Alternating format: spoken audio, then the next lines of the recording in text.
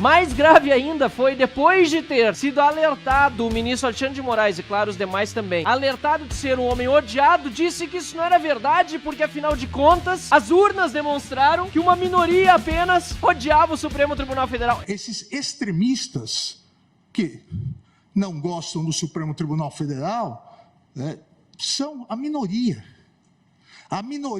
da população, e isso ficou demonstrado nas urnas, e isso fica demonstrado nos atos golpistas em que uma minoria praticou. Eu não lembro de ter como candidato na última eleição o Supremo Tribunal Federal, ou como partido político. Alguém aqui se lembra? Como pode, então, o Supremo supostamente amado ou não odiado, como disse Alexandre de Moraes, ter vencido aqueles que odeiam os ministros nas últimas eleições? É um assinte à inteligência do povo. O sentimento de impotência que muitas vezes nos acomete a todos, deputado Ramage, ele é um sentimento em decorrência da situação de exceção que nós vivemos hoje no nosso país.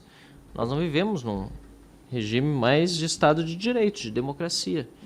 Deputado Faur, Vossa Excelência, que é um homem da lei, que se acostumou ao longo da vida a aplicar a lei no dia a dia lá, e hoje vê o Supremo Tribunal Federal caçoando da lei e da Constituição.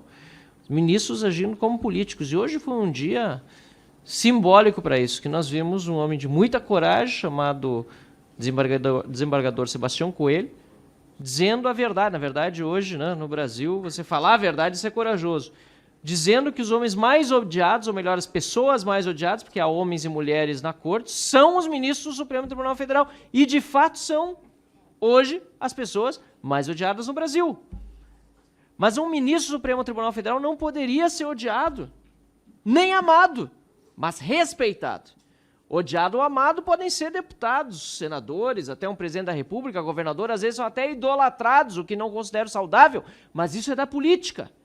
Agora, um magistrado, ele precisa ser respeitado. E para ser respeitado, ele precisa respeitar, em primeiro lugar, a lei e a Constituição. E não é isso que nós vemos acontecer. Mais grave ainda foi depois de ter sido alertado o ministro Alexandre de Moraes, e claro, os demais também, alertado de ser um homem odiado, disse que isso não era verdade, porque afinal de contas, as urnas demonstraram que uma minoria apenas odiava o Supremo Tribunal Federal. Eu não lembro de ter como candidato na última eleição o Supremo Tribunal Federal, ou como partido político. Alguém aqui se lembra? Como pode, então, o Supremo supostamente amado ou não odiado, como disse Alexandre de Moraes, ter vencido aqueles que odeiam os ministros nas últimas eleições? É um assinte à inteligência do povo. E para concluir essa minha intervenção curta já à noite de hoje, e mais uma vez elogiando a todos os defensores, todos os advogados que estão aqui de novo, e aqueles que são familiares das vítimas, sim, desse processo criminoso do dia 8 de janeiro, por omissão do governo federal, em primeiro lugar, uma omissão criminosa que redundou justamente na violência dos atos de uma minoria. Eu preciso dizer aqui que o que aconteceu na tarde de hoje com a sentença de 17 anos de prisão a um dos réus é algo que demonstra o tamanho da perseguição política que está acontecendo no Brasil. Elise Matsunaga, que esquartejou o seu, eu não lembro mais se era namorado, marido, foi condenado a 18 anos e depois o STJ reviu a sentença reduzindo para 16 anos de prisão. E nós estamos vendo aqui há 17 anos, com 15 anos e meio de regime fechado, uma pessoa contra quem o Estado não tem as provas necessárias para condenar. E réu primário. Gente, isso é um absurdo. Aliás, voltando ao desembargador Sebastião Coelho, pouco tempo antes da sua sustentação oral, saiu no G1, nos meios de comunicação, que o CNJ tinha aberto um procedimento contra ele e seu sigilo bancário quebrado. Não é coincidência, presidente, que isso tenha acontecido uma hora ou pouco mais antes da sua sustentação oral. Isso se chama perseguição política. E é por isso que aqueles que estão no Supremo Tribunal Federal precisam ser retirados de lá pelo processo de impeachment que está sob, neste momento, os auspícios do Senado da República, mas que não anda. Precisamos cobrar dos senadores, porque em pouco tempo tem eleição.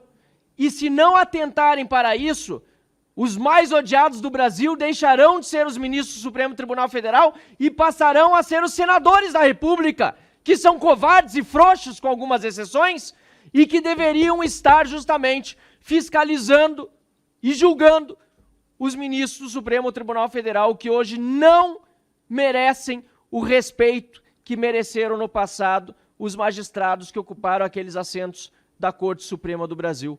É preciso passar a história limpo do nosso país, e isso significa corrigir as injustiças, fazer os processos de impeachment dos ministros do Supremo Tribunal Federal andarem e devolver a este país o sentimento de justiça, porque hoje eu não confio mais na justiça brasileira, a começar pelo Supremo Tribunal Federal. É isso que está acontecendo com o cidadão honesto. Não há como confiar na justiça. Não há mais como acreditar que a honestidade possa vencer no Brasil com esses que lá estão. Eles precisam sair das cadeiras que ocupam, porque ali não há mais solução.